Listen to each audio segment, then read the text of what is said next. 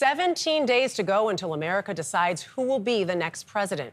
Some have already made their choice official. Early voting opened in North Carolina Thursday, and despite much of the state still recovering from Hurricane Helene, a record number of ballots were cast. More than 350,000 North Carolinians voted early. 76 polling sites were open in the 25 counties that have been declared federal disaster areas. That's just 4 fewer than was planned.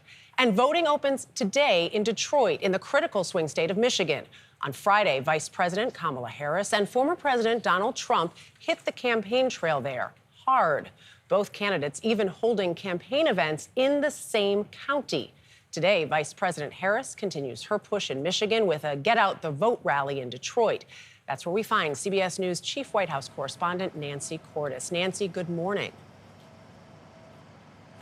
Good morning, Dana. Yeah, Michigan is so central to Harris's chances that she's spending a second straight day in this state today. Last night, outside Pontiac, Michigan, she made a point of thanking her Arab American supporters in the state with the largest concentration of Arab Americans. It came just a few days after the leader of Hamas in Gaza was killed by the Israeli military. I know this year has been very difficult. Speaking in Waterford, Michigan, Vice President Harris said she hoped the death of Yahya Sinwar would be a turning point in the Middle East war. Everyone must seize this opportunity to finally end the war in Gaza, bring the hostages home, and end the suffering once and for all. Just a few miles down the road in Detroit, former President Trump urged his supporters to show up for early voting starting today. Get your fat husband off the couch. Get that fat pig off the couch. Tell him to go and vote for Trump. He's going to save our country. With the race essentially tied in Michigan, it will all come down to turnout. These Harris supporters told us they're doing their part.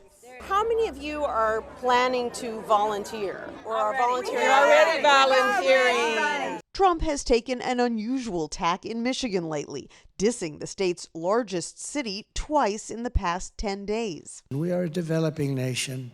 Well, we're a developing nation, too. Just take a look at Detroit. Our whole country will end up being like Detroit if she's your president. On Friday, Harris called that unhinged. The former president is insulting the people of the state. She also seized on a new report claiming Trump had passed on a planned media interview with aides citing exhaustion as the reason. If he can't handle the rigors of the campaign trail, is he fit to do the job? Trump pushed back right away. I'm not even tired. I'm really exhilarated. You know why? We're killing her in the polls. Starting on Monday, Harris will be embarking on a series of moderated conversations with former Republican Congresswoman Liz Cheney. They'll be holding those events outside Philadelphia, Milwaukee, and Detroit as Harris tries to eat into Trump's support among independents and moderate Republicans in the suburbs. Errol. All right, Nancy, thank you.